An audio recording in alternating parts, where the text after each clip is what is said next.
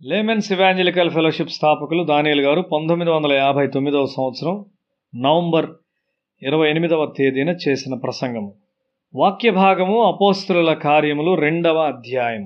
మనము ఈ అధ్యాయాన్ని చదివి శిష్యులు ప్రార్థించిన తరువాత ఏం జరిగిందో చూడవలసి ఉన్నాము. పునరుత్థానము తరువాత 40 దినాలు యేసు శిష్యులకు అనేక సార్లు కనిపించాడు. వారి సందేహములన్నీ పోయాయి. పునరుత్థానము వారికి ఒక వాస్తవమైనదిగా మారింది. యేసు స్వయంగా పరలోకం యొక్క ప్రభువుగా స్థిరపరచుకున్నాడు. శిష్యులు సత్యాన్ని ఎరిగి ఉన్నారు. వారంతా ప్రార్థించుటకు ఒక స్థలములో చేరారు. ఇదిగో నా తండ్రి వాగ్దానము చేసినది మీ మీదికి పంపుచున్నాను, మీరు పైనుండి శక్తి పొందు వరకు పట్టణములో నిలిచి ఉండుడని వారితో చెప్పెను. లూకా సువార్త 24వ అధ్యాయము 49వ వచనము. పరిశుద్ధాత్మ కుమ్మరించబడుటను గూర్చి యోవేలు ప్రవచించాడు. ఇంతవరకు ఆ ప్రవచనము నెరవేర్చబడలేదు. ప్రజలు ప్రార్థించుటకు సమావేశమైనప్పుడు ఏం జరుగును? వారి హృదయములను మరియు మనస్సులను దేవుని ఆత్మ ఐక్యపరచును. భార్యాభర్తలు కలిసి ప్రార్థించినప్పుడు పోట్లాడుకొనుట చాలా కష్టం.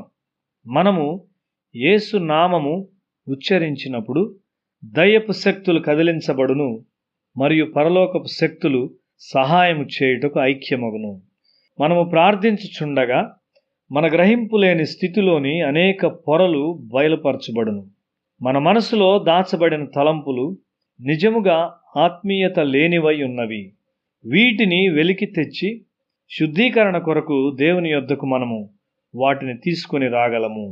ఈ సమూహము 10 దినములు ప్రార్థించినప్పుడు వారి హృదయాలు లోతుగా ఐక్యపరచబడినాయి.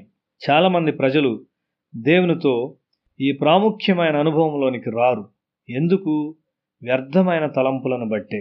యేసు పరలోకములోనికి ఆరోహణమగుచుండగా ఈ ప్రజలు చూచారు. భక్తి వారికి నిజమైందిగా తయారైంది. అయితే వారు యేసు యొక్క జీవమును ఎట్లు సాధించవలసి ఉన్నారు? వారు ప్రార్థించుట ప్రారంభించారు. పరిశుద్ధాత్మ వారి మీదికి వచ్చినప్పుడు వారికి వ్యతిరేకముగా ఎవ్వరూ నిలువలేకపోయారు. మనము కలిసి ప్రార్థించుచుండగా మనలను ఐక్యపరచుటకు పరిశుద్ధాత్మ అవకాశం కలిగి ఉన్నాడు. ఒక అధికమైన సహోదర భావమును మనము పొందుకుంటాము. ప్రార్థనలో ఐక్యత లేని ఒక సమూహముతో ఒక స్థలములో ఉండుటకు ఎంచుకొనవద్దు. ఏదో ఒక రోజున పోట్లాట రావచ్చు. నీవు ప్రార్థించని వారితో దగ్గర సహవాసము కలిగి ఉండవద్దు.